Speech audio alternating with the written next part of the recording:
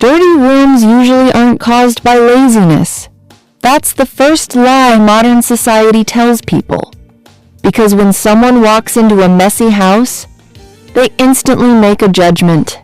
Lazy, undisciplined, irresponsible. But the scary part is, some of the most emotionally exhausted people on earth live inside rooms that slowly stopped being taken care of. And most people never realize what actually happened before the mess appeared. Because homes don't become chaotic overnight. They decay psychologically first, then physically. And this is where everything changes. Because a messy room is rarely just a messy room. Sometimes it's silent emotional collapse. Sometimes it's loneliness. Sometimes it's overstimulation. Sometimes it's a nervous system that stopped feeling safe enough to care. And modern life quietly made this worse. Because humans were never designed to absorb this much information, this much pressure, this much comparison every single day. You've probably noticed this yourself. There are days where cleaning feels simple, and then there are days where even picking up one shirt from the floor feels emotionally impossible. Not physically impossible, emotionally impossible. That difference matters more than people think. Because cleaning is deeply connected to psychological energy, not just discipline. And modern people are psychologically exhausted. Constant notifications, infinite scrolling, work stress, financial pressure, social comparison, emotional isolation. Your brain absorbs all of it, even when you think it doesn't, especially at home, which is ironic, because home used to be the place humans recovered emotionally.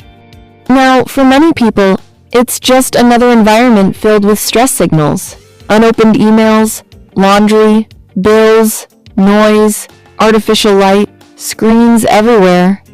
The nervous system never fully relaxes, and eventually, the brain starts prioritizing survival over maintenance. That's when cleaning stops feeling rewarding. And this gets darker. Because clutter doesn't just reflect mental exhaustion, it also increases it.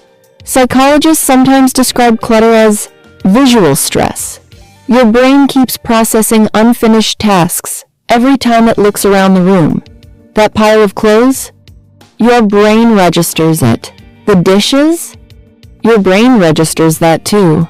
The unopened boxes, the dust, the random objects. Your nervous system keeps receiving tiny signals saying, something is unfinished. Something is wrong. You're behind, over and over, every single day, which creates a dangerous cycle. The more overwhelmed people feel, the less they clean. And the less they clean, the more overwhelmed they become. Until eventually the environment itself starts draining emotional energy.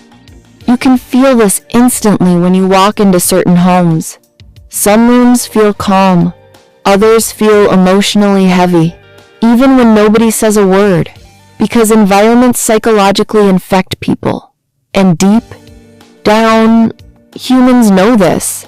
That's why people clean intensely before guests arrive. Not because dirt suddenly matters, because judgment does. The modern home became part of social identity. A clean apartment signals control. A messy apartment signals emotional instability, even if that isn't always true. And social media quietly made this anxiety far worse, because people now compare their real lives to staged environments online.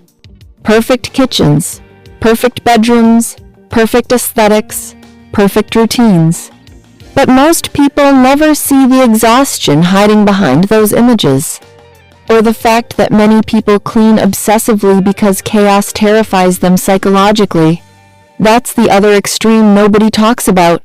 Some people don't clean because they're emotionally overwhelmed. Others clean constantly because they're emotionally overwhelmed. Different behavior, same anxiety. And this is where the topic becomes uncomfortable. Because many people are not living in dirty homes. They're living in emotional avoidance systems. The mess becomes background noise, a visual representation of postponed emotions, unanswered stress, unprocessed burnout, silent loneliness. Cleaning the room would force them to emotionally confront their life again. So the brain delays it again and again and again until the environment starts mirroring internal collapse. You've probably experienced a smaller version of this. Maybe after heartbreak, or burnout, or emotional rejection. Suddenly simple tasks felt heavier than normal. Not because you became weak, because the brain was conserving psychological energy. And modern society misunderstands this constantly. People praise productivity while ignoring emotional depletion. They glorify discipline, while millions of people quietly operate in survival mode, especially younger generations, because many people today are mentally overstimulated, but emotionally undernourished, constant dopamine, very little emotional recovery. And eventually, the home starts showing symptoms first, not the person. That's why some people's apartments slowly become emotionally abandoned spaces. Not intentionally, gradually, quietly, one object at a time, one exhausting day at a time, one emotionally draining week at a time, until they wake up one day and barely recognize the environment around them. And the terrifying part is many people become so psychologically overwhelmed, they stop believing they can fix it, so they stop trying. That hopelessness is dangerous because once humans lose emotional control over their environment, they often lose emotional control internally too. The room becomes proof of failure, a constant reminder that life feels unmanageable. And this is why cleaning is actually psychological, not cosmetic. A clean environment gives the brain signals of safety, control, completion. That's why even cleaning one small corner can emotionally change someone's mood. Not because the room became beautiful, because the nervous system briefly stopped feeling trapped.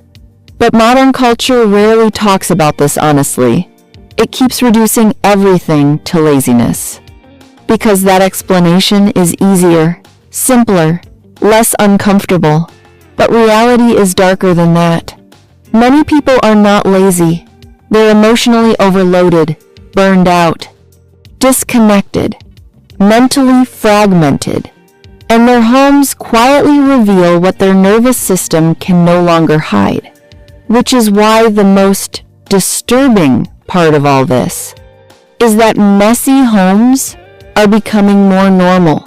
Not because people suddenly became worse humans, but because modern life is becoming psychologically heavier, and homes are absorbing the emotional consequences silently every single day. Because sometimes the state of a room tells you exactly how exhausted a mind has become,